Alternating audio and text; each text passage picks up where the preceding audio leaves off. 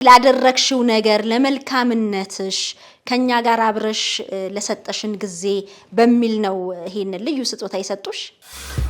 በእነሱ አሁን እኔ በእነሱ ቦታ ብሆን እኔ አሰሪና ሰራተኛ ቢኖረኝ ይሄን ያህል መልካም ሆናለሁ ወይ ትሆኛለሽ ወይ ብለሽ ብትጠይቂኝ በፍጹም አልሆንም። ወጥተው ለልጅ ልጆቻቸው ዕቃ ሲገዙ የፈለኩትን ገዝቼ የፈለኩትን አድርጌ ነው የምመለሰው። በራሳቸው ደሞዜን እንኳን አልነካም። እና በመጨረሻ ያደረጉልሽ ነገር አለ? እሱን እኮ እየጠበቅኩ ነበር ካሁን እያልኩ። አመትም ሰርቼ ይሄንን ገንዘብ እኔ ላጠራቅመው ብለው የሚጠራቀም ብር ላይሆን ይችላል።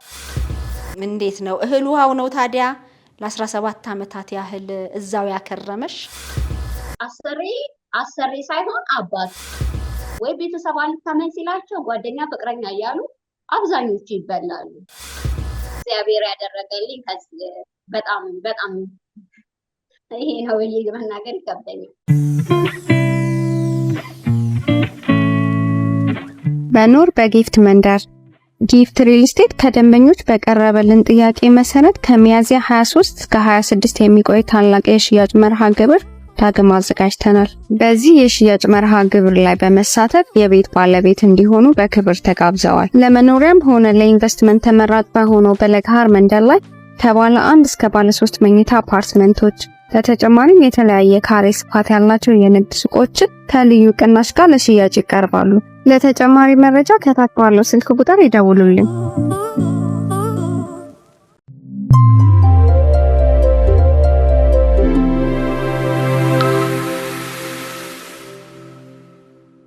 ጤና ይስጥልን። እንደምን አለሽ? እንዴት ዋልሽ? እግዚአብሔር ይመስገን። መሲ እንደምን ዋልሽ? ደህና ነኝ እግዚአብሔር ይመስገን። ሁሉ ሰላም? ሰላም፣ ሁሉ ሰላም። አንቺ እንዴት ነሽ? ደህና ነኝ እግዚአብሔር ይመስገን። ኑሮሽን በሊባኖስ ነው ያደረግሽውና በተለይ ለምስጋና እኔ ካሳለፍኩት እዛ ሀገር እንግዲህ 17 ዓመት ነው ኖርኩ ያልሽኝ? አዎ 17 ዓመት ሊባኖስ ላይ ኖሬ። አዎ እንግዲህ የአንድ ጎረምሳ እድሜ እየሆነ ነውና በዚህ ውስጥ ለሌሎች ማካፈለው ብዙ ነገር አለ ብለሽኛልና እስቲ ራስሽን በማስተዋወቅ ጀምሪልኝ። በምን አይነት አጋጣሚ እንዴት ነበር ወደ ሊባኖስ የሄድሽው የሚለውንም ጨምረሽ። ተወልጄ ያደግኩት ቀጨኔ አካባቢ ነው። ቀጨኔ ስሜ ሄለን እሸቱ ይባላል። አሁን ላይ ሳራ ስሜ ቀይሬ ተወልጄ ያደግኩት ቀጨኔ አካባቢ ነው። የመጣሁት በ1999 በኢትዮጵያ ከ2000 በፊት ነው። ከሚሊኒየሙ በፊት ማለት ነው። እንደ ማንኛውም ያው አረብ ሀገር ሄዶ መስራት እንደሚፈልጉት ልጆች ፍላጎት እና ምኞት ስለነበረኝ ነው ወደ አረብ ሀገር የመጣሁት። ግን ከዛ በፊት ያው ምክንያቴ ለመውጣቴ አካባቢያችን ላይ ብዙ ወጣቶች ያው አረብ ሀገር ይሰሩ ነበር። ከዛ በተጨማሪ ደግሞ እህቶችም አረብ ሀገር ነበር የሚኖሩት እና የእነሱን ደርሶ መመለስ ሳይ ለውጣቸውን ተመሳሳይ ነገር ጠብቄ እኔም እህቶቼ ፈቃደኛ ባይሆኑ እነሱ ሌላ ሀገር ስለነበሩ ከእነሱ ተደብቄ ፕሮሰሱን ጀመርኩኝ። እኔና የትምህርት ቤት ጓደኛዬ እሷም የመውጣት ፍላጎት ስለነበራት የ9ኛ ክፍል ተማሪ ሆነን ነው ፓስፖርት አውጥተን በየኤምባሲዎች እየሄድን አረብ ሀገር በነፃ የሚልክ አለ ወይ እያለን ስንፈልግ የነበረው። 9ና 10ን ተማርኩኝና በአመቱ ሊባኖስ ላይ ችግር ነበረ 2006 ላይ በጦርነት ከእስራኤል ጋር። በዛ አጋጣሚ የሰፈር ሰው አረብ ሀገር የሚሄድ የምትፈልጉ ከሆነ ፓስፖርት ካላችሁ ፓስፖርታችሁን ስጡን ስትለን፣ ያው እንደ አጋጣሚ እኔ ከአመት በፊት ደጋግሜ ሞክሬ ስላልተሳካ እሷ ስትጠይቀን በደስታ ነበር የሰጠኋትኝና በወር ውስጥ ከ2 ወር ውስጥ ተሳክቶልኝ ያው አረብ ሀገር ልመጣ ችያለሁ። ቤይሩት። እንዴት ነው እህል ውሃው ነው ታዲያ ለ17 ዓመታት ያህል እዛው ያከረመሽ? ምንድን ነው? ያው አንደኛ አለመሙላቱ ነው። ከዛ በፊት ደግሞ ያው ወረቀትም ህጋዊ ያልነበርኩ 2 ዓመት እንደመጣሁ ያው መልካም ቤት ባይባልም ቋንቋም ስለማልችል አሁን ጥሩ ናቸው ጥሩ አይደሉም ለማለት ሳይሆን ቋንቋ አለመቻል ተጽዕኖ ስለነበረ የመጀመሪያ ዓመት እንደገባው 2 ዓመት ሰርቼ ነው የጠፋሁት።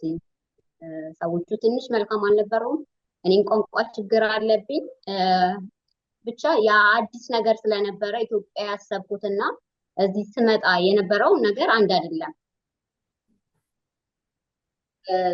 ለመቀጠልም ወደ ሀገሬ ለመሄድ ስፈልግ ደግሞ 2 ዓመት ሙሉ የሰራሁበትን ገንዘብ ያው በእጅ አይከፈልም ነበር በፊት ላይ እንዳሁኑ ሳይሆን ደሞዝ ቀጥታ ለቤተሰብ ነበር የሚላከው። እጄ ላይ ገንዘብ ስላልነበረኝ አማራጭ ያደረኩትኝ በቃ ጠፍቶ መስራትን ነበረ።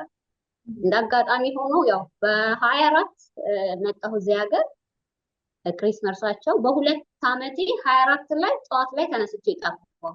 ከዛ ጠፍቼ መልሼ ሌላ ቤት እንዳጋጣሚ ደህና ቤት አገኘሁኝ። እዛ 4 ዓመት 3 ዓመት ከ8 ወር 4 ዓመት እንደሰራሁ እንዳጋጣሚ ባለቤቱ ናይጄሪያዊ እሱ ልብናናዊ ስለነበረ ልጆቹ በአጠቃላይ ጥቁሮች ነበሩ። ግማሾቹ ነው የሚኖሩት፣ ግማሾቹ ደግሞ የተለያየ ሀገር ስለነበሩ ዋናው አሰሪ ሲሞት ሁላችንም ተበታተንን። በቃ ልጆቹም ወደሚሄዱበት ሀገር ሄዱ፣ እኔ ብቻዬን ቀረሁኝ እና ቤቱን ጥለውልኝ እነሱ ወዳሉበት ሀገር ተሳፈሩ እና ያው ልጅነት ስለነበረ በዛ ሰዓት ምንም አልታወቀኝም። ልክ ሲሄዱ ያው ታሰረች ውሻ ምንድነው ስትፈታ የምትሆነው በቃ ወጣትነትም ነበረ፣ ብዙ ጓደኞች ነበሩ። ያው ቤቱ ሰዎቹ መልካሞች ስለነበሩ የሀበሻ ቤት ማለት ይቻላል። ማለት እነሱም ጥቁሮች ስለነበሩ ተጽዕኖ የለውም። በቃ አንዱ ይወጣል፣ አንዱ ይገባል፣ አንዱ ይወጣል። እኔ ወደ ውጭ አልወጣ እንጂ ቤት ውስጥ ለሚመጣው ሰው ምንም አይነት አትምጡ ወይም አታድርጉ የሚሉት ነገር ስላልነበረ 4 ዓመቱ በቃ ሀገሬ እንደምኖር ነበር አስቤ የምኖር የነበረው። ግን ባልተዘጋጀውበት ሰዓት ዋናው አሰሪ ሲሞት ያው ከፋይም ደሞዝም ሁሉ ነገር እሱ ነበር የሚያደርገው። ሌሎቹ ያው መተው መሄድ መመላለስ ነበረ። ለዛ ጊዜ ሁሉም ሲበተኑ በቃ ቤት ውስጥ እስከቻልሽ ድረስ ኑሪበት፣ ግን እኛ አንቺን ወደ ሌላ ሀገር እንወስድሻለን ከፈለግሽ ፓስፖርት ስጭን ሲሉ፣ በዛ ሰዓት ደግሞ እኔ ወረቀት እንደሌለኝ አያውቁም። ከዛ በቃ እናንተ ሄዱ ዕቃዬን ልኬ ቤተሰብን አይቼ ከኢትዮጵያ ትወስዱኛላችሁ ብዬ እነሱም ቃል ገብተውልኝ ልክ እነሱ ከሄዱ በኋላ ያው እኔ ያሰብኩት ነገር በቀላሉ እጄን ሰጥቼ እሄዳለሁ ያልኩት ነገር ግን እንደቀላል አላለፈም እና እዛ ሁኜ ያሳለፉት ህይወት በጣም መልካም ነበረ። ግን እንዳጋጣሚ ሰዎቹ ከሞቱ ልጆቹን ከተሳፈሩ በኋላ ያልሆነ ህይወት ገጠመኝ። ወደዚህ መምጣት አልቻልሽም? ህጋዊ አልነበርኩም እንዳልኩሽ። እኔ አሁን ሰዎቹ ሌላ ሀገር እንውሰድሽ ፓስፖርትሽን ሲሉኝ እኔ ምክንያት ያደረኩትኝ ኢትዮጵያ ገብቼ ቤተሰቦቼን አይቼ ከዛ በኋላ ከዛ ትወስዱኛላችሁ ነው። ግን ያንን እንዳሰብኩኝ እቃዎቼን ከላኩ በኋላ እኔ እጄን ለመስጠት ነበር ያሰብኩትኝ።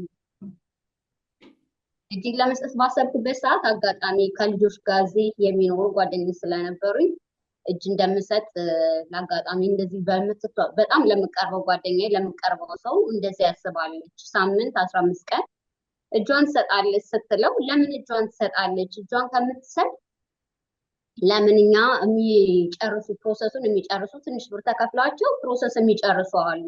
እነሱ ፕሮሰስ ጨርሰውላት ብትሄድ ይሻላል እስር ቤት ከሚገባ ሲለኝ፣ እኔም ደግሞ መሄድ ወደ ኢትዮጵያ ብፈልግም እስር ቤት መግባቱን አልፈልግም ነበር እና እንዳጋጣሚ በቃ ፕሮሰሱን የጀምርልሽ ያለው ሰው ግን ያው ትክክለኛ ሰው አልነበረም። እንደዚሁ አመኔታ አለ አይደለ? አንዳንድ ጊዜ ያው ነገሮች በቀላሉ ይሳካል ብሎ እናሰብና በትንሽ ነገር የተጀመረው ነገር እኔ ወዳላሰብኩት ህይወት ውስጥ ከተተኝ። ፕሮሰሱን እጀምርልሻለሁ ብሎ ትንሽ ብር ስጭኝ የተባለው 200፣ 300፣ 400 ዶላር ሰተሽኝ ወረቀትሽ ተሰርቶ ከዚህ ሀገር እንድትወጪ እናደርጋለን፣ ይህንን ስራ እንሰራለን ብለው ነው ያ ሰው የተዋወቁት። እሱ ጓደኛ ስለነበረው ከዛ ሳናግረው ያው በቀላል ብር ነው የተጀመረው። 400 እና 300 ደግሞ በዛ ሰዓት ለኛ ምንም ነበረ። አንድ ወጣትነት ነው፣ 2 ሰርቻለሁኝ። ወደ ኢትዮጵያ የመግባት ፍላጎት ስለነበረ ምንም አላንገራገርኩም ነበረ። ግን የመጀመሪያውን 200 የእሱ የእጁ ከተሰጠ በኋላ ኤምባሲ የሚከፈል ብር አለ አለኝ። እሱን ሄጂ አብረን ሄደን ከፈልን። ግን ስንከፍል እኔ ከዚህ ያለሁበት አካባቢ ራቅ ያለ አካባቢ ስለነበረ ኤምባሲ ድረስ ሄጂ፣ ግን ኤምባሲ በር ላይ መኪና ውስጥ እንጂ የተቀመጥኩት ልክፈል ብዬ በራሴ የኤምባሲ የአባይ የሚከፈል ነበረ። ልከፍል አልገባውም። ብሩ ሰጥቼ ከፍሎ እንዲመጣ ነበረ የጠበቅኩት። እሱ ገብቶ ከፍያለሁ ብሎ ሲመጣ ደረሰኝም አልተቀበልኩም። በቃ ፕሮሰስስ ተጀምሯል፣ 15 ቀን 1 ወር ቢፈጅ ነው ብሎ እንመለሳለን የሱን እንደከፈልኩትኝ። ከዛ ሳምንት 15 ቀን ቆይቶ የ4 ዓመት የተቀመጥሽበት ግዴታ ካልተከፈለ የሚሆን ነገር አይደለም እና እንዴት ይሻላል ግዴታ መክፈል አለብሽ ኦልሬዲ ስለተጀመረ ሲለኝ ያስተዋወቀኝን ሰው ጠየኩትኝ። ይሄ ነገር እንዴት ነው? አንተ እርግጠኛ ነህ ወይ ይሳካል አይሳካም ወይ? እንዴ መጀመሪያ ከፍለሽ ኤምባሲ ከፍለሻል፣ የሚከፈለውን ለሱ የሚከፈለውን ከፍለሻል፣ ለእንዴት እርግጠኛ አትሆኝም? በደንብ እርግጠኛ ነኝ ምን ያለው ችግር የለም ሲለኝ በቃ አንድ ጀምሬዋለሁ፣ ሁለት ደግሞ በቃ ልቤ የቀይ ሁላ ስለላኩት ልቤ ተነሳስቷል ለመሄድ እና ምንም አላልኩኝም። የ4 ዓመት በአመት የሚከፈለው 200 ዶላር ነው ብሎ $800 ከፈልኩት። $800 ከፍዬ አሁንም በቃ ገና ሳምንት የሚወጣ ወረቀት አለ። ሁልጊዜ ተልካሻ ምክንያት ነው የሚነግረኝ ማለት አለ እያለቀልሽ ነው እያለ በቃ ሁልጊዜ በየ2 ቀኑ በየ3 ቀኑ እየደወለ ያናግረኛል። ግን ተስፋ ብቻ። እኔም ደግሞ ማመዛዘንም አልቻልኩም። ወይም ከኔ የተሻለ ሰው ማለት ከኔ የተሻለ ሰው መጠየቅ ማማከር ነበረብኝ። አሁን ላይ ሳስበው አጠገብ ያገኘሁት አንድ ሰው 2 ሰው እነሱ ሳይሆን ከነሱ የተሻለ ሰው ማማከር እችል ነበር። ግን በቃ ልቤ ስለታወረ መሄድም ስለምፈልግ በዛ ላይ የሰዎች የሚኖርባቸው መቼ ነው የምትሄጂው እያሉ የቶሎ ቶሎ እየደወሉ ያስጨንቁኝ ስለነበረ በቃ ብሩም እጄ ላይ ያለ ለምን ከፍዬ ቶሎ አልገባም የሚለው ነገር ነበርና $800 ከፍዬ በቃ ሳምንት 15 ቀን ትሳፍሪያለሽ፣ ሻንጣሽን አዘጋጅ። ከዛ በፊት ያው ትኬት የሚከፈላለት ለትኬት ትልኪያለሽ ሲለኝ ችግር የለም ያው ዋናው ነገር ከተከፈለ ትኬቱማ ግዴታዬ ነው ብዬ የትኬት ላኩለትኝ። ይሄን ሁላ ግን ሳደርግ ምንም መረጃ አልነበረኝም። ኢትዮጵያዊ ነው? ኢትዮጵያ አይደለም ልብናናዊ ነው። ከዛ ትኬት ከፈልኩትኝ በቃ ከ15 ቀን በኋላ ትሳፈሪያለሽ አለ። እኔ 15 ቀን መቼ ነው ስለው ወይ ሐሙስ ወይ ማክሰኞ አለኝ። በቃ ኦኬ ለዛ ከሆነ እኔ ስራ ቆማለሁኝ ቀድመህ ንገረኝ አልኩት። የምሰራባቸው ያው ተመላላሽ ስራ ስለሆነ ከአንድ ቀን በፊት እነግራቸዋለሁ። ለምን ቀድሜ እነግራቸዋለሁ ስራዬን ላለማጣት። እንደዛ ብዬ ተቀመጥኩኝ። ቀኑ ደረሰ ማክሰኞ ስደውልለት አይ ዛሬ አይደለም ሐሙስ ነው አለ። ሐሙስ ነው ሲለኝ ኦኬ ችግር የለም ሐሙስም ከሆነ ልክ ሐሙስ ሲደርስ ደግሞ ያልተስተካከለ ያላለቀ ነገር አለ ለማክሰኞ ወይ ለእሑድ ሲለኝ በቃ እየባነንኩ መጣሁኝ። አንድ ብሩን ስሰጠው ምንም ነገር እንትን የለኝም፣ ወረቀት የለኝም።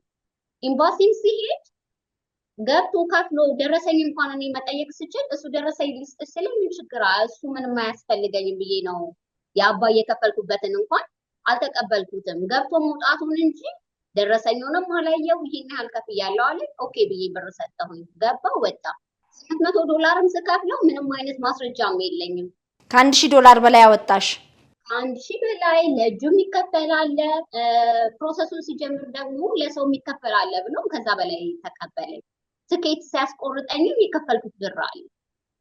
ይሄ ሁሉ ሲሆን ግን እየሄድኩኝ እሰጠዋለሁ እንጂ ወይ መታወቂያ ወይ ስም ወይ ብቻ እዚህ ያገናኛኛን ሰው እርግጠኛ ነው ስለ ምንም ችግር የለም። በዛ ላይ ያ ሰው እኛ ቤታችን ተከራይተን ነበረ በግሩፕ የምንኖረው። ሰውዬ ከሞተ በኋላ በቃ ልቤ ውጪ ተሰቀለ። ቤቱን ለቀውልኝ ቢሄዱ ባዶም ቢሆን በቃ ውጪውን አፈቀኝ። እንደፈለኩ መውጣት እንደፈለኩ መግባት፣ ነፃነቱ ከነሱ ጋር ያለው ጫጫታ በቃ ያ ነው ያላየሁት ህይወቴን አፈቀኝ። ያ ሰው ደግሞ ቤታችን እዛ የተከራየሁበት ቤት ቤተሰብ ማለት ትችላለች። በደንብ ይወጣል፣ በደንብ ይገባል። የምንሄድበት ቦታ ካለ ያደርሰናል። በቃ መዝናናትም ካለበት ይዞን ይሄዳል። ምንም ያኔ እሱ ያለው ነገር በቃ መደረግ አለበት። እሷ ጓደኛችን ብቻ እሱ መንገር ነው እንደዚህ ልናደርግ አስበናል ካለች ኦኬ ነው። ስንጠይቀውም እንደዚህ ትኬት ክፈይ ብሎኛል ስለው በቃ ችግር የለም ካለ ክፈሉና እኔ ያደርስሻለሁ አለ። ያ ቀን ሲደርስ አሁንም አንዴ ማክሰኞ አንዴ ሐሙስ አንዴ ማክሰኞ አንዴ ሐሙስ ሲለኝ ቆየን። በማህል ሰውየውም እኛ ጋር የሚመጣው መምጣቱን አቆመ። ያም ወደ ስልኩ እንዳለው ሁለቱም ዘጉ። ከባድ ነው፣ በጣም ከባድ ነበረ። በጣም ያኔ ይሄ ነው ማለትሽ። አንድ እነሱን እየዋሸኋቸው ነው። በጣም መልካም ሰዎች ነበሩ። ጥቁሮችም ቢሆኑ በጣም መልካሞች በጣም መልካሞች ስለነበሩ መቼ ነው ለምንድን ነው ያልሽው ሲሉኝ አይ እቃዬ አላለቀም ማለት እቃ ካርጎ ምናምን ስገዛ በፊት ስለሚያው ያ ስላላለቀልኝ ነው። ሁልጊዜ ምክንያት ነበረ የምትሰጣቸው። እየደጋገሙ ሲደውሉልኝ እሱ ጋር ብደውል በሰውን ባስፈልገው የምናውቀው ቦታ እሱም ሲወስደን የነበረበት ቦታ ብንሄድ ምንም ልናገኘው አልቻልንም ሁለቱንም።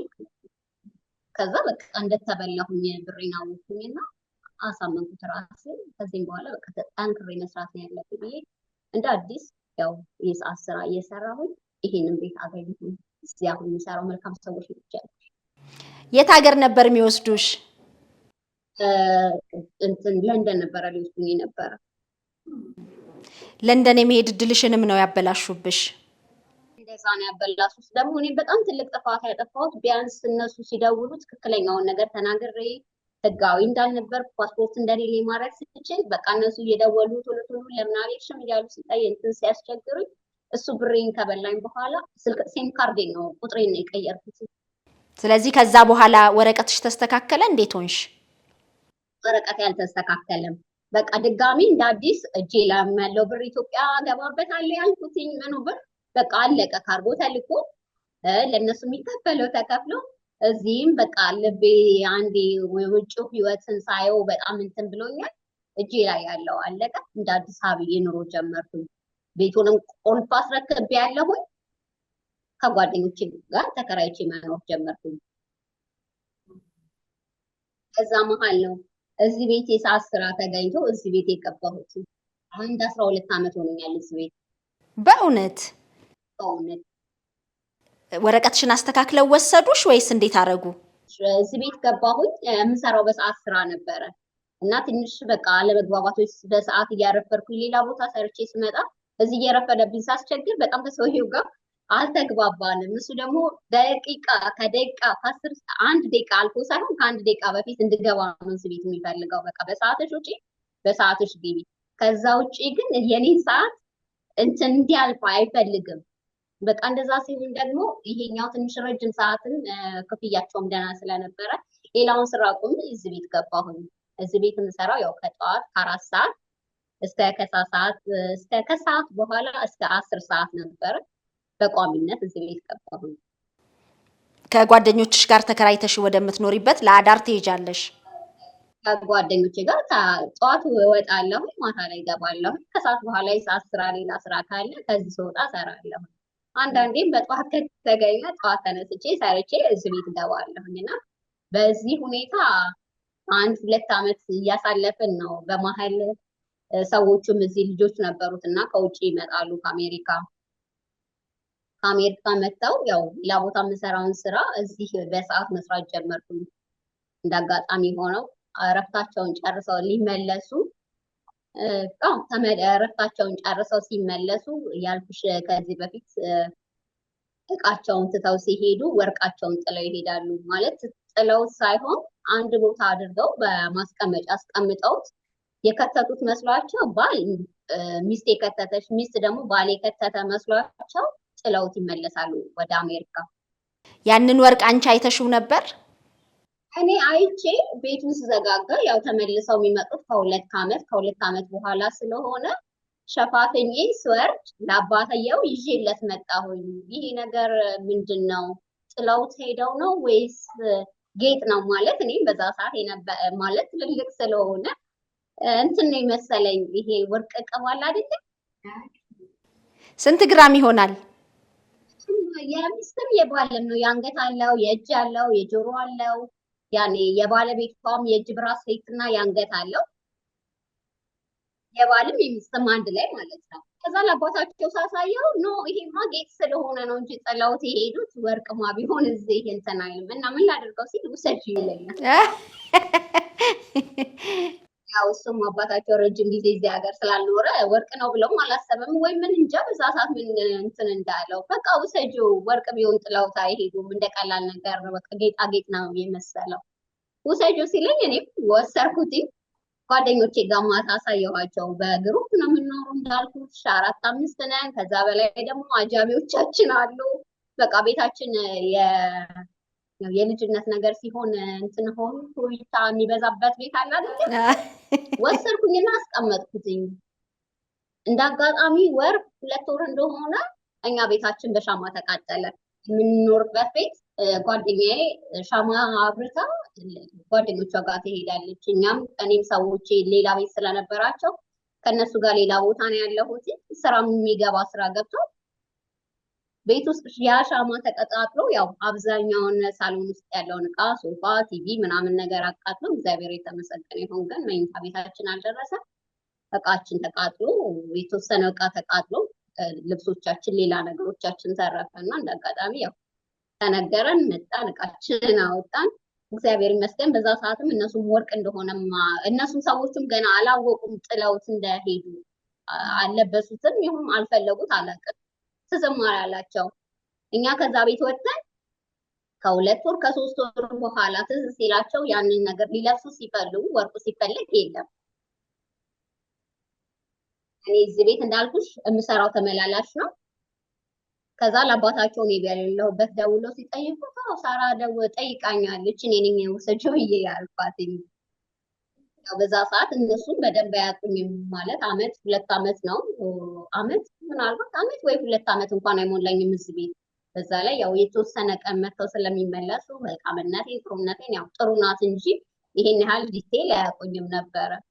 እና እስኪ ጠይቃት የምትመልስ ከሆነ ምናምን አሉ። በነጋታው ስመጣ ከዚህ በፊት እኔ የሰጠሁሽ ዕቃ አለ ሲለኝ ምን ነው ስለው እንትኑ ጌጡ ስለኛ አለ ቆይ ሄጄ ያመጣልሃለሁ ስለው አይ ስራሽን ስጨርሺ ታመጫለሽ ወይም ነገ ስትመጪ ይዘሽው ትመጫለሽ። እሱም እንደቀላል ወርቅ ነው ብሎ አልነገረኝም በሰዓቱ።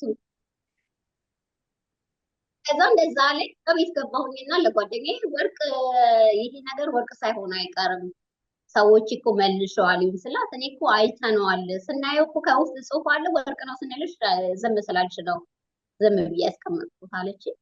በንጋታው ስመጣ ወደ ስራ እቃቸውን ይዤላቸው መጣሁ። ምን ተሰማቸው? ምን አሉ?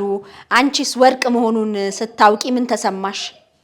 አንድ ማለት መመለሴ፣ 2 ደግሞ ምክንያት ነበረኝ በዛ ሰዓት አለመመለስ። ማለት ቤታችን ተቃጥለዋል ይነግሯቸዋል። ቤታቸው ተቃጥሎባቸዋል፣ ቤት ቀይረዋል። ከዛ በኋላ ነው ይሄንን የሚነግሩ። አይ መለሰችው እሰየው ነው። እነሱ እርግጠኛም ሆኖ ታንጣት መልሺ ብለው እንትን አላለኝም አባታቸው አሰሪ። ግን ከግራ የተፈጠረ ማለት መሰለኝ በቃ እንደወሰድኩት እንደዛው ነው የተቀመጠ።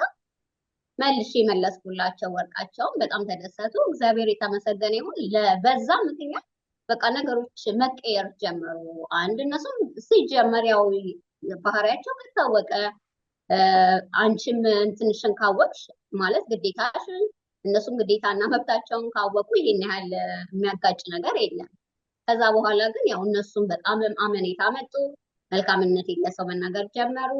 እግዚአብሔር ይመስገን ያ ሁሉ አልፎ እኔም በነፃነት እየወጣሁ እየገባሁ እንዳጋጣሚ ደግሞ ከዚህ ተነስተን ልጆቹ ቤት እንሄዳለን። ልጆቹ ቤት ስንሄድ እኔ ያለሁበት ቦታ እየጠፋሁበት አካባቢ ነው እና ሱቅና ምሳ እንውጣ ሲሉ አልወጣም። እኔ ትፈሪያለሽ እንዳትያዢ? መፍራት ብቻ ሳይሆን አንድ አካባቢ ስለሆነ አንድ በደንብ ነው የሚለዩኝ። በጣም አጭር ነኝ፣ ቁመቴ አጭር ነው። አሁን የምሰራባቸው ሰዎች እና ድሮ ያለውባቸው ሱፐር ማርኬት የሚጠቀሙት አንድ ነው እና ልጆቹ ዋናዎቹ እንኳን ባያገኙኝ ቤተሰብ ያገኘኛል። ፍርሃት አለ። ያ ፍርሃት ስላለ እነሱ ልክ እንውጣ ሾፒንግ ሲሉ እኔ ስራ አስቀምጣለሁ ማለት እነሱ ልክ እንሂድ ሲሉ ስራ አልጨረስኩም ለማለት ማለት ነው። እንደዛ እያልኩኝ ቆየሁኝ። በአጋጣሚ ግን ያው የሰዎች የድሮ የምሰራባቸው ኮንትራት ጠፍቼ የወጣሁባቸው ሰዎች ሹፌራቸው አጋጣሚ ታክሲ ተደውሎ ሲጠራ ቤት ውስጥ ሰተት ብሎ አልመጣም። ከዛ ድረስ ሰዎች ወረቀት እንደሌለኝ አያውቁም ነበር። እነዚህ አሁን ወርቅ የመለስኩላቸው ማለት ነው። እና እኔ በጣም ያንቀጠቅጠኛል። ቡና ፊለት ተባልኩኝ። ቡና ፈላሁን። ስጠይቀው እሱ ምንም አላወቀኝም በዛ ሰዓት። እኔ ነኝ የተደናገጥኩት ሳየው በርስከት በጣም ተደናገጥኩኝ። በቃ እሱ ቡና ጠጥቶ ይዟቸው እስከሚሄድ ድረስ ነው እኔ የምጠብቀው። ደውዬ ለጓደኞቼ በቃ የትኬት ብር እንትን በሉልኝ፣ ዕቃዬን አስተካክሉልኝ ለማለት ነው። ማለት እንዳጋጣሚ አሁን አላወቀኝ ይሆናል። በቃ ምናልባት ረሶኝ አሁን እየሄደ ትዝ ሲለው ማንነቴ ደውሎ ለፖሊስ ይነግራል፣ ለሰዎች ይነግራል ብዬ ማለት ነው። ይሄ ፍርሃትሽ ነው? ፍርሃት፣ አዎ በደንብ ፍርሃት ነበረ። አንድ በቃ ረስቼዋለሁ የሚሄዱን ነገር ኖርማል እየሰራው ነው። በዛ ላይ እነዚህ የምሰራባቸው ወረቀት እንደሌለኝ አያውቁም። እነሱ ሲሄዱ እኔ ገብቼ ታጠብ፣ ልብሴን አስተካከል ማለት ተጠቃላይ የገጠር ቤት ሌላ ቦታ ሲሄዱ ያው የተወሰነ የራስሽን ይዘሽ ነው የምትሄጂው፣ ይዘሽ ነው የምትመለሽው። እዚህ ሲሆን ያው ተመላላይ ስለሆነ ጠዋት 4 ሰዓት ገብቼ 10 ሰዓት እመለሳለሁ። ወደ ሌላ ቦታ ግን ሲሆን ሩቅ ስለሆነ መመላለስ ስለማይቻል እቃዬን ይዤ ነው የምሄደው እና እነሱ ሲወጡልኝ እኔ ያደረኩትኝ ገባሁ፣ ታጠብኩ፣ ልብሴን አስተካከልኩ፣ ለጓደኛዬ ደውዬ ከዚህ ሰዓት በኋላ እንዳጋጣሚ እንኳን ብያዝ ያው ትኬት እንድታቀርቢልኝ ብዬ ነበር የነገርኳት። ምን ሆነሽ ነው ስትለኝ ያለውን ነገር ሹፌሩ መጥቶ አላወቀኝም፣ ግን እኔ ተደናግጫለሁ። ምናልባት በቃ ትዝ ሲለው ለፖሊስም ሆነ ለሰዎች ሊናገር ይችላል ብዬ ነገርኳት። በቃ እኔ ስትለኝ በፍጹም በቃ አልመጣም፣ እግዚአብሔር ካለው የመጨረሻ ከሆነ ይሁን፣ ካልሆነ ደግሞ በቃ እስቲ እናያለን አልኳት። እንዳጋጣሚ እነሱ ሄደው ውለው መጡ። ውለው ሲመጡ ያው ሰውየው ነው የገባው። ሲገባ እኔ ቀጥታ ሄጄ ሰውየው ምን አለ ሹፌሩ ምን አለ አልኩት። ምን ይለኛል አለ እኮ ስለኔ ምንም አላለህ፣ ምንም አላለኝ። ምን ታውቂዋለሽ ሲለኝ በቃ ለዛ ጊዜ ፍርጥርጥ አድርጌ ተናገርኩ፣ ወረቀት እንደሌለ። ከዛ በፊትም ሰራበትን በስም ያውቀው ነበረ፣ ሰውየው ጋር ሰራ ነበረ። እዛ ያለሁ ወረቀት የለኝም። እነሱ ልውሰድሽ ሲሉም በቃ እንደ ፕሮሰስ እንደሚፈልጉኝ ያውቃል፣ ይሰማልም። እዛ የሚያውቃቸው ሰው እዚህ ቤት ይመጣ ነበረ። ግን እነሱ አሁን የሚያስቡት እነዛኞቹ ብር የተሻለ ብር አግኝቼ እዚህ ቤት እንደምሰራ ነው እንጂ ወረቀት ሳይኖረኝ እንትኔን ቀይሬ እንትን እንዳልኩ አይደለም የሚያስቡት። ትክክለኛውን ነገር ነገርኩት ለሰውየው። በቃ ህጋዊ ወረቀት የለኝም፣ ጠፍቼ ነው የምሰራው እና ለምን እስከዛሬ አልተናገርሽም? ብትነግሪኝ እኮ ወረቀት እናሰራልሽ ነበር። እኔ ደግሞ በዛ ሰዓት ወረቀትም አልፈልግም። በቃ ምን ይሰራልኛል? እኔ የምፈልገው ሰዓት ወረቀቱን አላገኘሁትም። ስለዚህ ሄድኩም አልሄድኩም ምንም እንትን ስለሌለው እኔ በዚህ ሰዓት አልፈልግም ማለት ነው። ደግሞ ከዛ በፊትም ያው በመሀል አባቴ አርፎ ስለነበረ ያኔ መሄድ ብችል በዛ ሰዓት ቀድሜ ካልገባው ከዚህ በኋላ ወረቀቱን ያስኩት አልያዝኩት ሄድኩኝ አልሄድኩም ምንም እንትን የለኝም፣ ፍላጎት የለኝም ወደ ኢትዮጵያ የመግባት አልኳቸው። በቃ ወዲያው በንጋታው ጠዋት ሲሄዱ እነሱ ኮፍያ፣ መነጽር ከዚህም በኋላ ስወጣ ተጠንቅቄ እንደወጣ ማለት ነው። ወረቀት ከሌለሽ አንፈልግሽም አላሉሽም? በፍጹም በፍጹም። ወረቀትሽን እናሰራልሽ የምትፈልጊ ከሆነ ሰዎችን እናናግራቸው፣ እሱ ቁጥራቸውን ይስጠንና ቤታቸውንም የምታውቂ ከሆነ ሄደን እናናግራቸው። በቃ ይሄን ያህል ጊዜ ቆይተሻል ምንም አይለዋሉ። እኔ ደግሞ በቃ አልፈልግም፣ አንድ ሴትዮዋን ማናገር አልፈልግም፣ ሁለት ወረቀት ኖረኝም አልኖረኝም እየኖርኩ ነው እየሰራው ነው። ምን እንትን አለው በቃ ለፕሮሰሱ ለዛ የሚሳካ ቢሆን ኦኬ ወረቀት አሰሩልኝ ከዚህ በኋላ ደርሼ ልምጣ እላለሁ። ግን ያ እድል ስላመለጠኝ ምንም እንትን ፍላጎቱም አልነበረኝ ወረቀት እንዲያሰሩልኝ። በቃ በዛው ቀጠልኩኝ። ግን ከዛ በኋላ እነሱም በጣም በቃ ኬር እንትን ማለት ጀመሩ፣ በጣም ይጠነቀቁ ጀመር። ስወጣ ራቅ ብለው ከጁኒ ማለት ካሉበት አካባቢ ትንሽ ራቅ ያለ ቦታ ነው የሚሄዱት። እዛው እኛ የምንወጣበት ሱፐር ማርኬት አይወጡም። ካልሆነ ደግሞ በቃ እንዳልኩሽ ኮፍያ አድርጌ በቃ ለየት ብዬ እንደወጣ ከፈለግሽ ነው የሚሉኝ። መሄድ ትፈልጊያለሽ? በፊት እንሂድ ነበር። ከዛ በኋላ መሄድ ከፈለግሽ ሲሉኝ ኖ የሚሄድ ከሆነ አንዳንድ ጊዜ እንዳልኩሽ ኮፍያዬን አድርጌ መውጣት ጀመርኩኝ። ረጅም ጊዜ እዛ ቆይቼ ያው በአጋጣሚ ኤምባሲ ወረቀት የሌላችሁ ወደ ሀገራችሁ መግባት ይቻላል ተመዝገቡ ሲል እንደዚህ ያለ ብዬ ለሰዎች ሳማከራቸው ሞክሪና ሄድሽ ተመልሰሽ እኛ እናመጣሻለን፣ እድሉ ያመጣሻለን። ከስንት ዓመት በኋላ ማለት ነው ይሄንን እድል ያገኘሽው? ከ11 ዓመት በኋላ። 11 ዓመት ቤተሰብን አላየሽም? አላየሁም ቤተሰብ። በመሀል ከባድ የሚባል ሀዘን ገጥሞሻል፣ አባትሽን አተሻል። በቃ ከዛ በኋላ እኔም ወደ ሀገሬ መግባት ያልፈለኩት በመሀል አባቴን ሳጣ ገባሁም አልገባሁም ወረቀት ኖረኝም አልኖረኝም ምን እንደማያደርግልኝ እንትን አልኩኝ። በጣም ከባድ ጊዜ አሳልፌያለሁ። በጣም ከገንዘቤም አልሆንኩ ቤተሰቤንም ገብቼ አላየሁም። እድልም ማለት ያ እድልም መቼም የማላገኘውን እድል ነው ያስመለጡት። ከባድ ነው። እናም ከ11 ዓመት በኋላ ወረቀት የሌላችሁ ሲባል መጣሽ ወደ ሀገርሽ? አዎ በዛ ጊዜ ወደ ሀገር የገባሁ ያው ስገባ በግድ ነው ማለት ቀኑ ደርሶ ስሜ ሲወጣ እኔ ደግሞ በዛ ሰዓት ፈራ ወደ ኢትዮጵያ መሄድ በቃ እንደዚህ ቢሆንስ ማለት ጭንቀት የሆነ ፍርሃት አለ አይደል?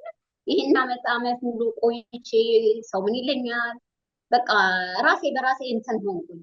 በቃ ሰዎች በጣም አበረታተው በቃ ብርም ከሆነ ችግርሽ እኛ ብር እንሰጥሻለን ስትመጪ ሰርተሽ ትከፍያለሽ ብለው እንደገና ይሄ የማያልቅበት ኮተትና ካርጎ ነው።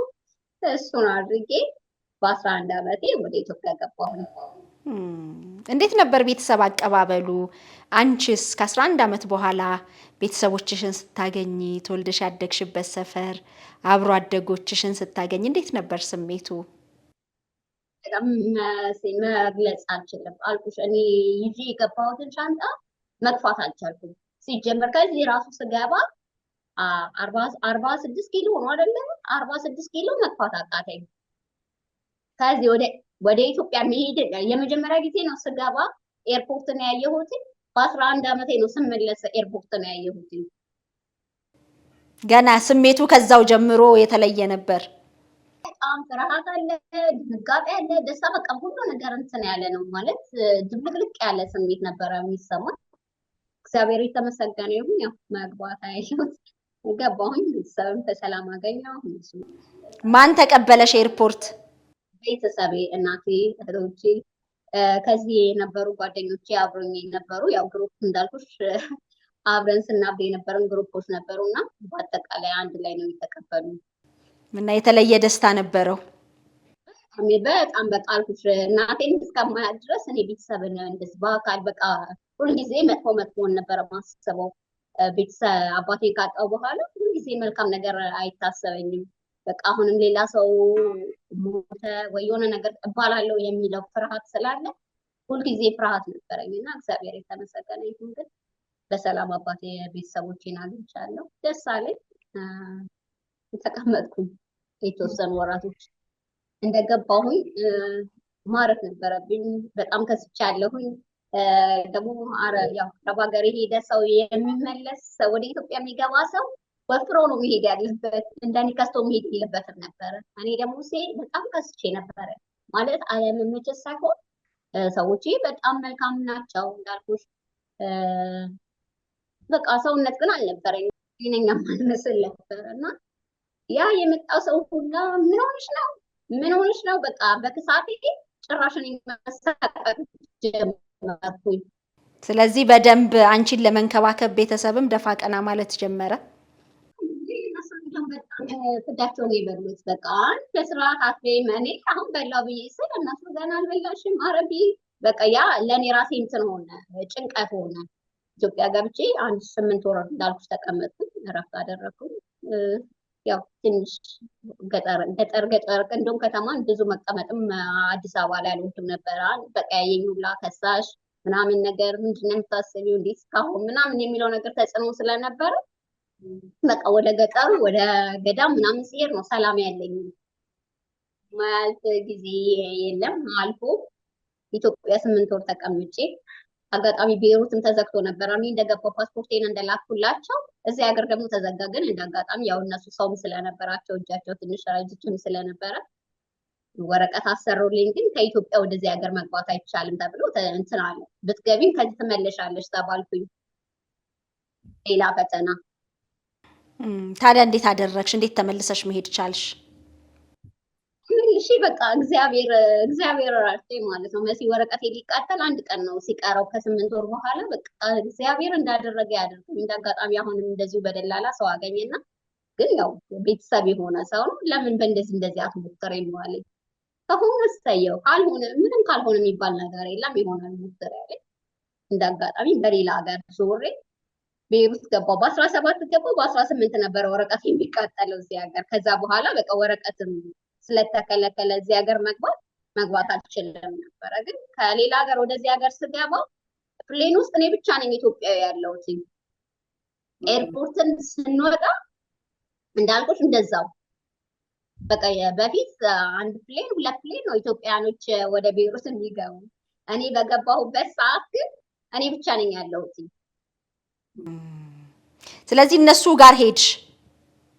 እነሱቸው ነገርኳቸው ወደ ዱባይ ልሳፈር ነው ከዱባይ ወደዚህ እመጣለሁ ስላቸው እነሱም አላመኑ። በቃ ኢትዮጵያ ከገባሁ በኋላ የተቀየርኩኝ ያው ገንዘብ ሰጥተው ምናምን ስለገባሁኝ የተቀየርኩ ነው የመሰላቸው። እመጣለሁ እያልኩ እኮ አወራቸዋለሁ፣ ግን ልባቸው ለሁለት ተከፈለ። በዛ ላይ እዚህ ምን ቢወዱስ ምን እንትን ቢሉ ሌላ ሰው መጥቶ ሲነግራቸው የሌላ ሰውን የማመን ነገር አለ።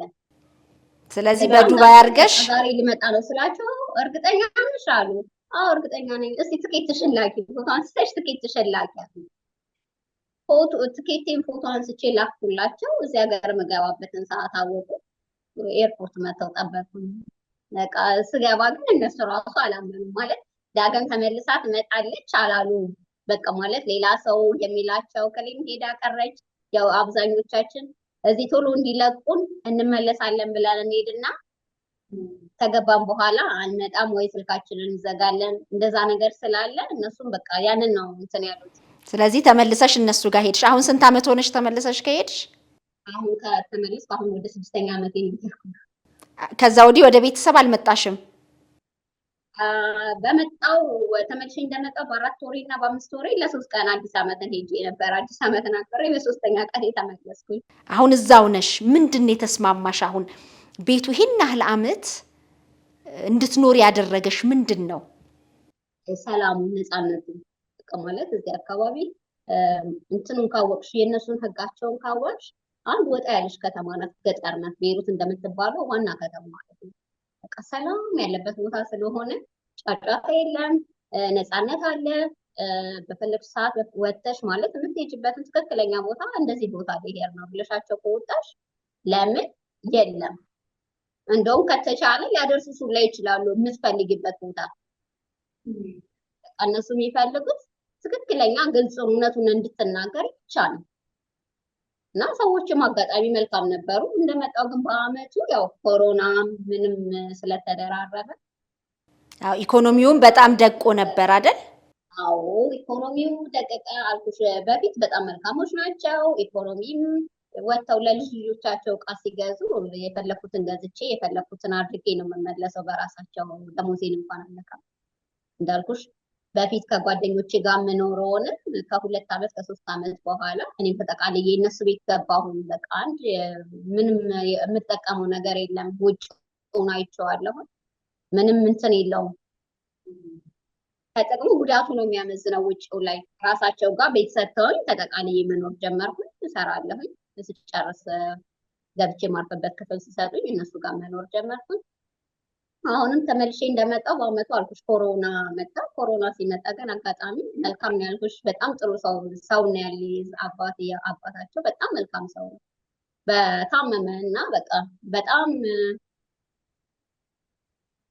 አንዳንድ ጊዜ ያው እድሜ ሲሄድ በጣም የሚያስቸግሩ ባህሪ ያለ አይደለ? እንደዛ ሆነና በቃ ከማንም ጋር አይስማማም። ከልጆቹም ጋር ከማንም ጋር እንትን ስለማይል እኔ ነበርኩኝ የምንከባከበው። ለ7 ቀን 3 ቀን ኮማ ገባ። ከ3 ቀን በኋላ 7 ቀን ኮሮና ሲያዝ ቤተሰቦቹ አብረውት አልነበሩ። ያው እድሜው የሄደ ሰው ስለሆነ ኮሮና ነው በቃ እንትን ይላል ብለው እኔን ነበረ ሆስፒታል የወሰዱኝ። ከሱ ጋር አብረው ያደረጉኝ። በዛ ሰዓት የሆስፒታልም ገብቶ መጠየቅ አይቻልም፣ መምጣትም አይቻልም። ሰው መጥቶ ማንንም መጠየቅ አይቻልም። የሪያዝር ነው በኮሮና ሰዓት ማለት ነው።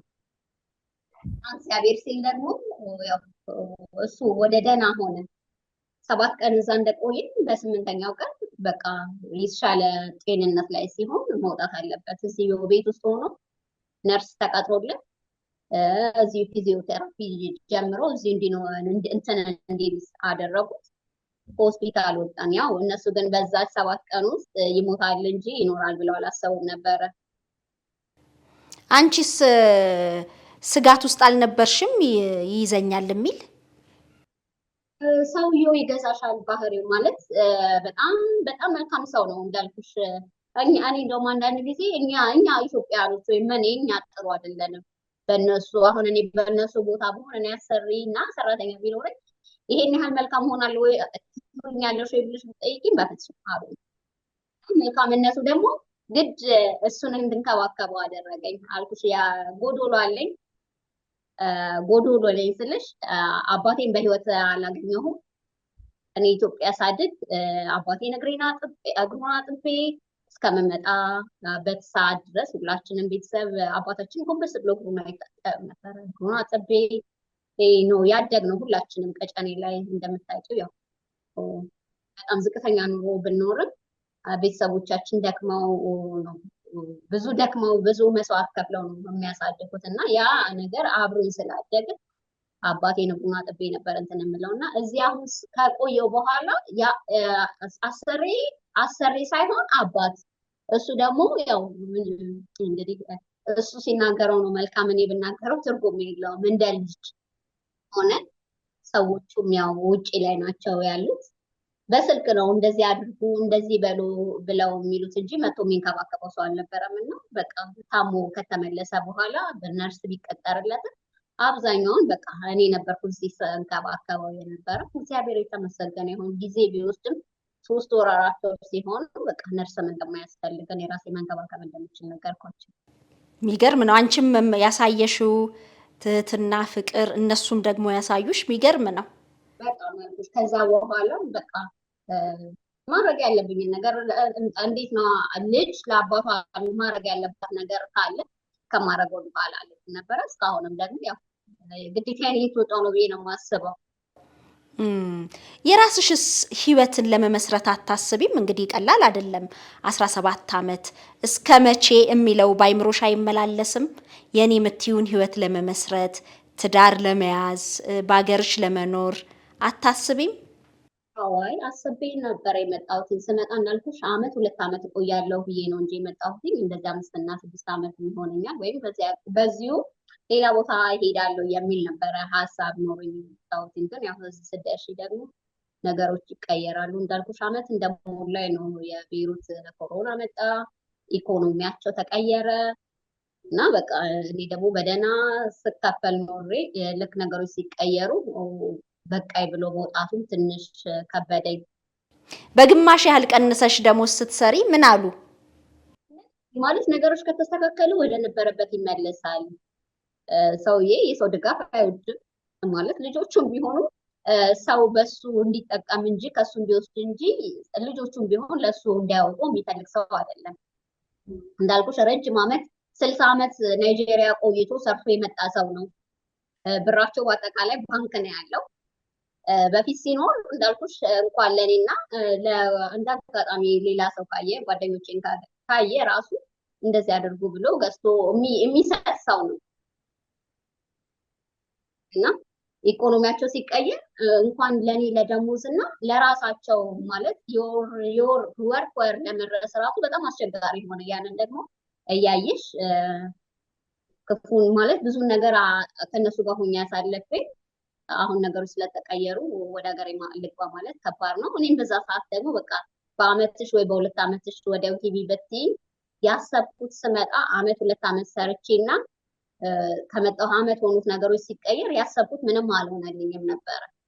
አመት ስል ያው ከ2 ዓመት በፊት ደግሞ 2 ዓመት አልሞላውም እንዳጋጣሚ ትንሽ ቤት ቦታ ገዝቼ ሰርቼ ነበርና እሱ በመሀል ፈረሰ ሲሉ በቃ ጭራሽ ወደ ኢትዮጵያ የመግባቱ ነገር ተስፋዬ ተመጣጣ። ቤት ሰርተሽ ነበር? እንደሌላው ደህና ነገር ባልሰራም ለኔ ግን በቂ ስለነበረ ኢትዮጵያ እንደገባሁኝ ሳይ ለምን እንደዚህ ሰራችሁ? እኔ እንደዚህ አልነበረም ያሰብኩትኝ። ከዚህ የተሻለ መስራት አለብኝ። በቃ ገብቼ እኔ አልኩሽ እንደመጣሁኝ አላማዬ 2 ዓመት ሰርቼ በቃ ቤት መስራት ነው። ሌላ ቤት ይሄ ቤት አለ ግን ቦታ ስላለው በቃ በዛ ቦታ ሌላ ቤት ሰርቼ ወደ ሀገር ተመልሼ እመጣለሁ ወኔ ይዤ የመጣሁት ነበረ። ግን እዚህ ስደርስ ደግሞ ያው ከዓመት በኋላ ነገሮች ተቀየሩ። አላስገደዱኝም እንዳልኩ ሰዎቹ በቃ ፈቃደኛ ከሆንሽ ሰየው ካልሆንሽ ችግር የለም። እነሱ እንደ መቄዶንያ እዚህ የሚያርፉበት ሽማግሌዎች እና አሮጊቶች ቤተሰብ ወይም የሚንከባከባቸው ከሌለ የሚቀመጡበት ቦታ አለ የሚያረጓቸው ማለት ነው። እኔ እዛ መግባት እችላለሁ ደስተኛ ካልሆንሽ ችግር የለም ሲል ነው። በጣም ደስተኛ ነኝ፣ ችግር የለም። ይሄ ኢኮኖሚ እኮ አመት ምናልባት ከዛም ላይ ቆይ ይችላል። ነገሮች ከተስተካከሉ እሰየው። ያው እኔ ሳለልኝ ትጨምርልኛለህ፣ ወደ ነበረበት ይመለሳል። እኔ መስራት እፈልጋለሁ ብዬ አመት ሲል 2 ዓመት 2 ዓመት ሲል 3 ዓመት ይኸው ነገሮች ከተቀየሩ ረጅም ጊዜ ሆነው፣ ግን እግዚአብሔር የተመሰገነ ይሁን። እግዚአብሔር አንዳንድ ጊዜ እየልብን ያህል አይደለ። በፊት ከሰው ጋር እንደፈለኩ ማድረገውን እንደፈለኩ መውጣውን እንደምፈልገው እንደምመነዝረው ሳይሆን በቃ መቀነስ ያለብኝን ነገር ቀንሼ መስዋዕት በቃ መኖር ካለብኝ ደግሞ መተው ያለብኝ ብዙ ነገሮች ነበሩ።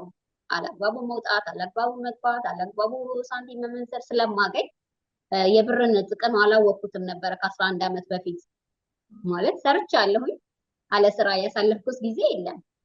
ግን በግብሩ ተጠቅመሽበታል ወይ ብትይ ለቤተሰብ እርግጥ እረዳለሁኝ፣ አሁንም ድረስ እረዳለሁኝ። ግን ከዛ በላይ ብዙ ነገር ማድረግ እየቻልኩ የገንዘብን ጥቅም ልብ የሚገኘው በ20 ዓመት በ40 ዓመት ብር የሚገኘው በ20 ዓመት እንደሚባለው ብሩን ባገኘውም አልተጠቀምኩበትም ነበር። አሁን ግን ታዲያ ተስተካከለ? አሁን ትንሽ በብዙም ባይሆን በትንሹ ተስተካክሏል። ግን ያው እግዚአብሔር የተመሰገነ ይሁን። ሰርፕራይዝ አለኝ አልኩሽ። ያው ሰዎች አድርገውልኛል። በቃ ማመስገን እፈልጋለሁ። ሰውዬ በህይወት እያለ ከሞተ በኋላ ለምንድን ነው አንዳንዴ ረጅም ዓመት ሰርተሽ እነሱ ጋር ወይ ከሄደሽ በኋላ ወይ ያቺ ልጅ እኮ ጥሩ ናት፣ ወይ ሰዎች እኮ ጥሩ ናቸው እንላለን። ግን የኔ ሰውዬ እንዳልኩሽ 94 ዓመቱ ነው። ኦ ትልቅ ሰው ናቸው።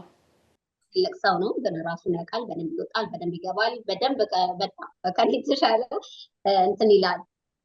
እና አሁን በማለቂያ ሰዓት ነገ ከነገ ወዲያ የሆነ ነገር ሲሆን ከዚህ በፊት ያው በጓደኞቼ የደረሰውን እዚህ አካባቢ የደረሰውን ነገር ይሰማል። ከሌ እንደዚህ ሆነች፣ ይህን ያህል ጊዜ ቆይታ እንደዚህ ያላደረጉላትም፣ እንደዚህ እኮ ማድረግ ይችሉ ነበር ማለት አቅም እያላቸው ምንም የማያደርጉላቸው ወይም ደሞዛቸውን ቆርተው በጣም ረጅም ዓመት ቆይተው ትመለሳላችሁ ሲባሉ አይ አንመለስም ካሉ ደሞዛቸው ሊቀር ነው። በቃ እርግጠኛ የምትመለሱ ከሆነ የአንድ ወር የሁለት ወር ደሞዝ የሚይዙት ነገር ስላለ እነሱ ደግሞ በቃ ላለመጨቃጨቅ ትተውላቸው ይሄዱና በዛው ይቀራሉ። ያንን እስከ ሰውዬ ጋር ስንቀመጥ እነግረው ነበር። እና ከዚህ በፊት ደግሞ በጣም የምንወዳት እህቴ ብላት ይቀላል ማለት በስደት የተዋወቅነው ኮንትራት ቤት ነው። ከ17 ዓመታችን አብረን ጠፍተን አብረን ነው ያኔ ብዙ ነገር ክፉና ደግን ያሳለፍነው። እና ከሰውዬ የባሰ በጣም ሽማግሌ ነበረ የምትንከባከበው። እሷ ላይ የደረሰውን በጣም የቅርቤ ናት፣ በጣም ያውቋታል። የደረሰውን ነገር ስለሚያውቁ በቃ የሰው ልጅ ማድረግ ካለበት በህይወት እያለ ነው እንጂ እኔ ስሞት ያደርጉልሻል የሚባል ነገር እንደሌለ ደጋግሜ እናገራለሁ። በቃ እሱ ከሄደ አንተ ከሄድክ በኋላ ወይ ልጆቹ ያመሰግኑኛል ቴንኪው ብሎ ይሸኙኛል፣ ወይ ያደርጉልኛል። በህይወት ካለ አንተ ማድረግ የምትችለውን ነገር ማድረግ አለብህ ነበር። እና እግዚአብሔር የተመሰገነ ይሁን። እግዚአብሔር ያው ድካምሽን ብዙ ያለፉትን ነገሮች ሊክስ ይፈልግ ያው ጊዜውን ጠብቆ አይደለም ያደርገው። የኔም እግዚአብሔር ቀኑና ሰዓቱ ደረሰ መሰለኝ። ሰውዬ ከዚህም በኋላ እድሜ ሄዷል። መኖር ከፈለግሽ እሰየው ማለት እስካለው ድረስ ብታገለግኝ እዚህ ብትሆኚ ደስተኛ ነኝ። እዚህም ህይወት መስረት ካልሽ ብትመሰርቺ ደስ ይለኛል፣ ፈቃደኛ ነኝ። ወተሽ ተዋወቂ የሚለኝ ሰው ነው። በቃ ወተሽ ተዋወቂ፣ ደስተኛ ከሆንሽ እዚሁ መኖር ትችላለሽ፣ አግቢ፣ ቤት በቃ ማለት ማረፊያ እኛ እንሰጥሻለን፣ የራስሽን ህይወት ኑሪ የሚሉ ሰዎች ናቸው። ሰዎች እግዚአብሔር የተመሰገነ ይሁን። እና በመጨረሻ ያደረጉልሽ ነገር አለ? እሱን እኮ እየጠበቅኩ ነበር ካሁን እያልኩ አጓጓሽኝ። እንዴ በደንብ ማጓጓት አለብሽ። እኔ ማልኩሽ እግዚአብሔር ትዕግስቱን ስለሰጠኝ ስላስቻለኝ ነው እዚህ ላይ የደረስኩትኝ። እና በመጨረሻ ያው እግዚአብሔር ክሶኛል፣ ደህና ነገር አድርገውልኛል፣ ደህና ነገር ሰጥተውኛል። ምንድን ነው ይሄ ደህና ነገር? እንስማዋ። ማለት በብር ኃይል ማለት ይህን ያህል ባልልሽም እንትኑን በጣም ተደርጎልኛል። እግዚአብሔር የተመሰገነ ይሁን። ሰው በዚህ ሰዓት የቤሩት ኑሮ በጣም ከባድ ሆኗል። የዓመትና ማለት የወርና የሁለት ወር የሶስት ወር ደሞዝ ራሱ ጨምሮ መስጠት ቀላል አይደለም። ትክክለኛ ሰዎቹን በደንብ የሚያውቀው ሰው ኑሯቸው የሚያውቀው ሰው በወር ከባንክ ማውጣት የሚችሉት ገንዘብ ሊሚት እንደሆነ የታወቀ ነው። የራሳቸው ብር እንኳን ሆኖ የፈለጋቸውን ገንዘብ ማውጣት አይችሉም። ከዛ አንጻር ያተደረገው እግዚአብሔር ያደረገልኝ በጣም ይሄ ነው ብዬ መናገር ይከብደኛል። እግዚአብሔር የተመሰገነ። የተለየ ነገር አድርገውልሻል? አዎ በደንብ አድርገውልኛል። በቃ ማለት አሁን ላይ እግዚአብሔር ይመስገን ማለት አመትም ሰርቼ ይሄንን ገንዘብ እኔ ላጠራቅመው ብለው የሚጠራቀም ብር ላይሆን ይችላል።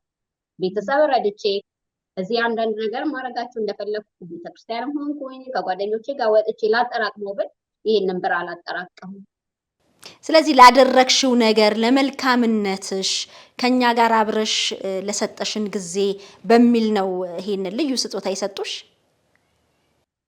አዎ አዎ ሰውዬ በቃ ይሄን ያህል ጊዜ መስዋዕት የሆንኩለትን ያውቃል ማለት የራሱ ማለት በስጋ የሚዛመዱት ማረግ እየቻሉ ያው አንድ አርጅቷል፣ ሁለት በሽታም ሊሆን ይችላል ብለው እኔን አጋፍጠው ሁሉም ነው የሸሹት በስልክ እንጂ በአካል እንትን የሚለን ሰው አልነበረም። ያንን የተረዳው ያው ከዳነ ከተሻለው በኋላ ነው። እና ከዛም በኋላ አልኩሽ በጣም እኔ ብዙ መስዋዕት ከፍያለሁ በመንከባከቡ እና ልጆቹ መተው ሳይሆን በጣም ነው የተደሰቱት። በቃ ይሄን ያህል መልካም ትሆናለች ብለው አያስቡም። በዛ ምክንያት ለልጆቹ ሁሉን ነገር ያለውን ነገር ሲያወርስ ለእኔ ደግሞ ያው ውርስ ባያወርሰኝ ቢያንስ የተወሰነ የወር ደሞዜ እጥፍ አድርጎ በቃ እግዚአብሔር የተመሰገነ ይሁን። እኔ በትንሹም ቢሆን ማሰባቸውም ትልቅ ነገር ነው። ሁለት ደግሞ እኔ ልስራና ላጠራቀም ብልም የአመት ደሞዜን ይሄን ያህል አላጠራቀመም መስሎኝ። የተነገረሽለት ምን ተሰማሽ? እንደዚህ አይነት ስጦታ አዘጋጅቼልሻለሁ፣ ልጄ ሲመጣ እንደዚህ ያደርግልሻል፣ ልጄ እንደዚህ ያደርግልሻል እና ያው አንዳንድ ጊዜ ራሳቸው ያላደረጉትን ልጄ የሚባለው ነገር ምንም እንትን አይመስለኝም ነበረ። ምክንያቱም ያው በጓደኛዬ ብዙ ነገር አይቼዋለሁ። ከኔ ትሻለሽ መልካም ሆና ያው መንከባከብ ትንከባከበዋለች። ትንሽም የእሷ ደግሞ የአይምሮም ችግር ስለነበረበት በአጠቃላይ በቃ ስለሷ ዝና ብትሰሚ በጣም ብዙ ነው የሚወራው። ግን ከሞተ በኋላ በቃ ቁልፉን እስከምሰጣቸው ራሱ አላመኑም። በቃ ይሄ ዕቃ የት ነው? ፎቶ ላይ የነበረ ነገር ይሄ የድሮ ዕቃ የት ነው? ማን ወስዶ ነበር? ማን ወስዶ ነበር? ምናምን ነው የሚሏት እና ሁልጊዜ ስትነግረኝ እነግረዋለሁኝ። ሀናን እንደዚህ ያሏት እኮ ሀናን እንደዚህ ያሏት ስለ በቃ ተያት ለምን እዚህ አትመጣም ሲላል እዚህ ሀገር እንኳን አትመጣም፣ ከመጣች ወደ ሌላ ሀገር መሳፈር ነው የምትፈልገው።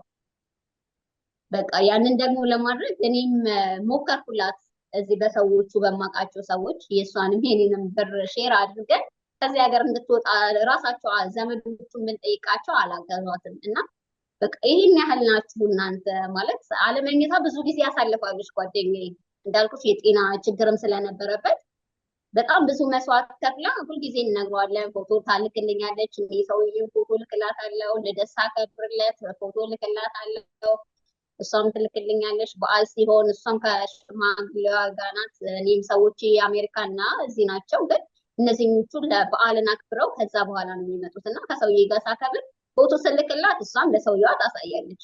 እኔም እነ ሀና ዛሬ ወጥተው ነበር፣ እነ ሀና እንደዚህ ዶክተር ነው ሰውየዋ፣ ዶክተር ዛሬ እንደዚህ አድርጎ ነበር እያልኩ በደንብ ነው ዲቴል ስለነሱ የምነግራቸው፣ እሷም እንደዛው ስለኔ። ስለዚህ አንቺን በተለየ ሰገነ ይሁን ያው የእሷን እንደዛ መሆን ሲያዩ በአጋጣሚ እሷም ከዚህ ሀገር በህገወጥ መንገድ ወደ ሌላ ሀገር ሄደች እና በቃ ያንን ሲያዩ እኔም ነገ ከነገ ወዲያ እኮ ከዚህ የተሻለ ነገር አይገጥመኝም። ያው እድሉ ኖሮ ከዚህ ሀገር ቢወስዱ ሰዎቹ ኢንቪቴሽን ልከውልኝ ነበረ ከሰውየው ጋር እንውሰዳቸው። ግን ወረቀቱ ከተላከ በኋላ ሰውየው እኔ ከዚህ ሀገር መውጣት አልፈልግም ሀሳቡ ቀየረ። ይሄ የአውሮፓ ጉዞ ብዙ አልተሳካልሽም? የአሜሪካና የአውሮፓ ጉዞ እንግዲህ ምን ማድረግ አይቻልም እና ያንን ሲያስብ ከዚህም በኋላ ሌላ ሀገር መሄድ የለብሽም፣ በቃ ከኖርሽ እዚህ ሀገር መኖር አለብሽ እኔ እስካለው ድረስ። ከዛ በፊትም መሄድም መምጣትም ማግባት የምትፈልጊ ከሆነ ይቻላል፣ ካልሆነ ግን ከዚህም በኋላ እንደገና በባህር ሌላ ጉዞ እንዳታደርጊ ወደ ሀገርሽ ነው መግባት ያለብሽ ሲልም እኔ በዚህ ሰዓት መግባት አልፈልግም። እንዳልኩሽ ማረፊያ ብዬ 11 ዓመት ብዙ መስዋዕት ቤተሰቤን፣ እድሜን፣ ልጅነቴን እኔ አዲስ አበባ ብትይኝ ያው በስመ ከትምህርት ቤት ከቀጨኔ መድኃኒዓለም ከመድኃኒዓለም ሃይ ስኩል ስገባ ድልበር፣ ከዛ ውጭ ራቅ ያለ ቦታ እንኳን ሂጂ ብትይኝ አላውቀውም። በጣም ልጅ ሆኜ ነው በጣም የመጣሁት። በቃ እኔ አሁን ላይ መግባት አልፈልግም ስላቸው እንደዛ ማሰብ የለብሽም ተመልሰሽ ሀገርሽ ነው ይሄውን የ60 ዓመት ቆይቼ ተመልሼ ሀገር ያለ ይገባሁት። ስለዚህ አንቺም ቢያንስ ባለሽ ላይ የሆነ ነገር አድርገሽ እዛው መኖር ነው ያለብሽ ብለው ቁጥሩ በኋላ እነግርሻለሁ ያለ እንደሆነ ታሰጠው። እኔም እግዚአብሔርን አመስግኜ አለሁ። ተክሻለሁ ብለሽ ታስቢያለሽ? እግዚአብሔር ክሶኛል፣ የተደረገልኝ ነገር ለኔ ካሳ ነው ብለሽ ታስቢያለሽ? እግዚአብሔር ይመስገን መሲ። ይሄንንም አታውቁ በባዶ የሚገቡ ስላሉ እኔ በታቾቼን ማለት እዚህ የነበሩ ጓደኞቼን አውቃለሁ ምን ያህል አሁን ምን አይነት ኑሮ እየኖሩ እንዳለ። በቂ ነው ባልልም እንደቆየሁበት 17 ዓመት ምንም ነው እንደቆየሁበት ነው የምነግርሽ። እንደቆየሁበት ከሆነ እኔ ምንም ነኝ ገና፣ አሁንም ስቲል ገና አልጀመርኩም ማለት ትችያለሽ። ግን ከኔ በታች ደግሞ ያሉት ጓደኞቼ አሁን ላይ ኢትዮጵያ ላይ የሚኖሩትን ኑሮ ሳስብ እግዚአብሔር የተመሰገነ ይሁን በመምጣቴ በመስራቴ ቤተሰቤን በመደገፌ የእናትና የአባቴ ምርቃት ስላለ ነው ዛሬም እግዚአብሔር ይሄንን ያደረገልኝ ብዬ ነው ማምነው። በጣም ደስ ይላል። ልታመሰግኛቸው ትፈልጊያለሽ? ማለት የምትፈልጊው ነገር አለ? በጣም መሲ በጣም አልኩሽ ማለት ራሱ ቀላል ባህሪ አይደለም ያለን ማለት የመቆየቱ በዛ ላይ እንዳልኩሽ ይሄን ያህል ጊዜ ቆይቼ ቤቴ ከፈረሰ በኋላ ባህሪ በጣም ነው የተቀየረው። በቃ ሆዴ ቢሰኛል። እኔ እንደውም አንዳንድ ጊዜ ሰራተኛ መሆኔን ሁላ እስከምረሳው ማለት ነው። ብሶትሽን እነሱ ላይ ነው የምትገልጪው? እንደተኛ ወይም ግልፍተኛ የሚሆን ነገር አለ አይደል? እንደዛ ሁላ ሆኜ በቃ ማለት እነሱ ችለውኛል ማለት እነሱን ብቻ እነሱ እኛ ቻልናቸው ሳይሆን እንችላቸዋለን። ሽማግሌ ስለሆነ አንድ ጥያቄ ጠይቆሽ ምናልባት ደጋግሞ ሊጠይቀኝ ይችላል። እሱ ያለውን ካልሆነ ምናልባት እንትን ላይ ይችላል። ያው የእድሜው ሁኔታ ስላለ ግን እንደዛም ቢሆን እነሱ ችለውናል ብዬ ነው ማስበው። በተለይ እኔ አሁን ላይ በቃ አልኩሽ ትዕግስት የለም። ትበሳጫለሽ እድሜሽን ስታስቢ፣ ሌላውን ነገር ስታስቢ ይህን ያህል ጊዜ ቆይቼ የሚለው ነገር አለ። ግን ደግሞ እግዚአብሔር ይመስገን እግዚአብሔር ያለው የሆነ የፈቀደው አይደለም የሚሆነው፣ እኛ ያልነው ሳይሆን እሱ የፈቀደው ነው የሚሆነው። ስለዚህ ተመስገን። ይሄንንም እኮ አለማድረግ ይችላሉ አይደል? እውነት ነው። እስቲ እንግዲህ አመስግኛቸው። በእርግጥ ያንቺን መልካምነት፣ ታማኝነት እንደገዛቸው ልክ እንደ ወላጅ አባትሽ መንከባከብሽ ቀላል ነገር አይደለም። እኛ አንቺን እናመሰግናለን። እንዲህ አይነት ወርቅ ስነ ምግባር ስላለሽ እኛ አንቺን እናመሰግናለን። እነሱ ደግሞ ባላቸው አቅም ለልፋትሽ ለድካምሽ ብለው አንቺን ሰርፕራይዝ ካደረጉ ወይም ኑሮውን እዛ ስለምታውቂ የተሻለ የሚባል ነገር ስላደረጉ እነሱንም እያመሰገንን፣ አንቺ ግን እንግዲህ እንደ ልጅ አብረሻቸው ኖረሻል። እንግዲህ ረጅም ዓመት ነው አብረሻቸው የቆየሽው። አሁንም አብረሻቸው ነሽ። እስቲ አመስግኛቸው። እግዚአብሔር እድሜና ጤና ይስጣቸው። ያው እነሱንም የእነሱን ቻናል አንድ ቻናል እያናገርኩ ነው። ከተሳካ እዛ ፕሮግራም ላይ የመቅረብ ፍላጎቱ አለኝ። እግዚአብሔር ሲፈቅድ ያለውን ነገር ዲቴል እነግርሻለሁ። ከዛ በተጨማሪ ግን ያው ሴት ልጅ ማየት የተሳናት ናት እና ከጊዜ በኋላ ነው ማየት የተሳናት የሆነች እና እሱ ብዙ ጊዜ የሚለው በቃ በህይወት እያለሁ እሷም ብርሃኗ ተመልሶ በሞቱም አይቆጨ ነው። ሌሎቹም ኢትዮጵያኖችን በጣም በጸሎት የበረቱ ጸሎታቸው የሚሰማላቸው አሉ። ለሰውዬ እድሜና ጤና ለእሷ ደግሞ እግዚአብሔር በቃ ሁሉን ማድረግ የሚችል አምላክ አለና ብርሃኗን መልሶለት እሱም ቢያርፍ ደስታዬ ነው። በቃ ማለት ልጆቹንም እንዳሳረፈ እኔንም ቢሆን ማለት ግዴታ ኖሮበት አይደለም። ደግሞ በተስማማሁት ደግሞ ፈቃደኛ ሆኜ እየሰራሁለት ስለሆነ የማድረግ ግዴታ የለበትም።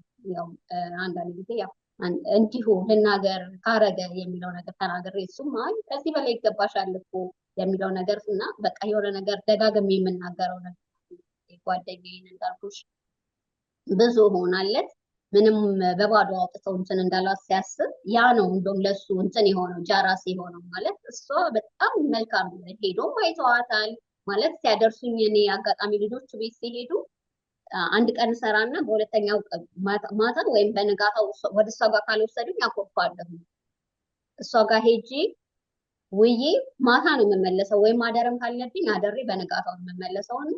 ምን አይነት መልካም ሰው ናት፣ ምን አይነት ጥሩ ሰውዬ ነው ያላት ነው የሚሉት። ሰውየውም ደግሞ የእሷ እንዲሁ ቤቴን አውርስሽ ነው የምሞተው ማለት እንደዛ ያላት ነው በመሀል ያረፈው ያንን ስላየም ነው በቃ የሆነ ነገር ሳልሆን ማድረግ አለብኝ ብሎ ወስነው ያደረገልኝ እና ከምንም በላይ እድሜና ጤና ይስጣቸው፣ ይሰውራቸው።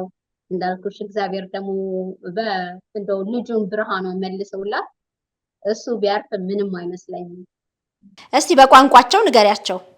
ኦኬ አና بدي اشكر انتم مينيس وفاميلي تبع انتم مينيس لانه عملوا لي اياها ما حدا بيقدر يعملها، لانه انا صار لي اكيد 12 سنه 13 سنه اكثر من هيك كمان، بس ما كان منه مجبور يا بده يعمل لي شيء، بس الله ساعدني يعمل لي هالشيء. انا بدي اطلب للبنات او بنات التوفيق كلهم عشان يطلبوا له لبنته سلمى الناس عشان الله يشفيها يعطيها الصحة.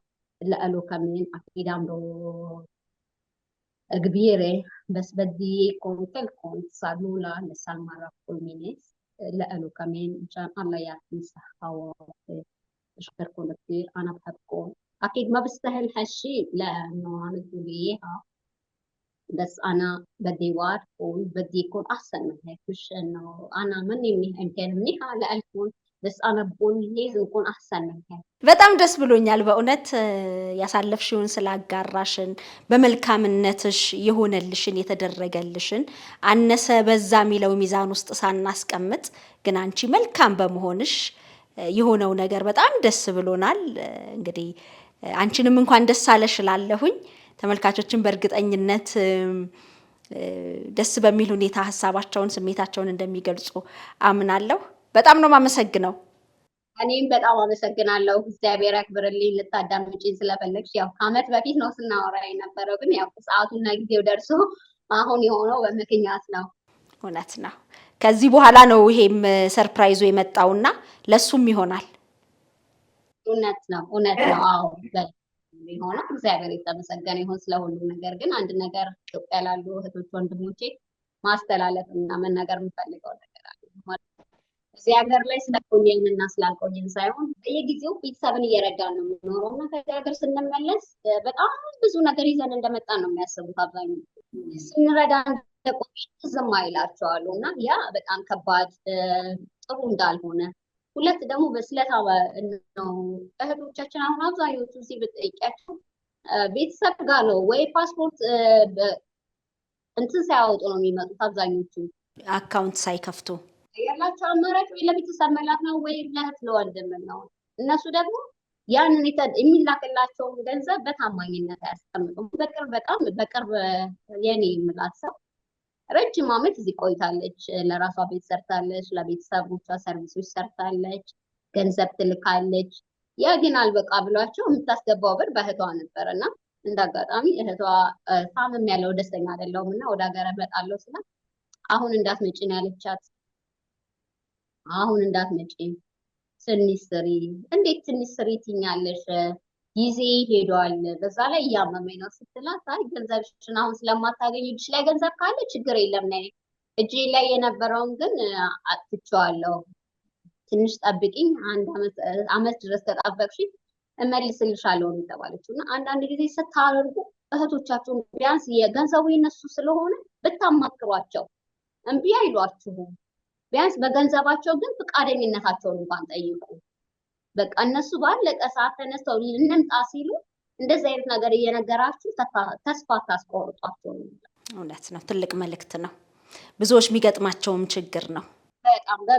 በጣም ብዙዎች በቃ ማለት የሁሉንም ላዳምጠቶች በጣም ጭንቅላት የሚነካ በጣም የሚያሳምም ነገር ነው ብሎና እባካችሁ ታመኑላቸው።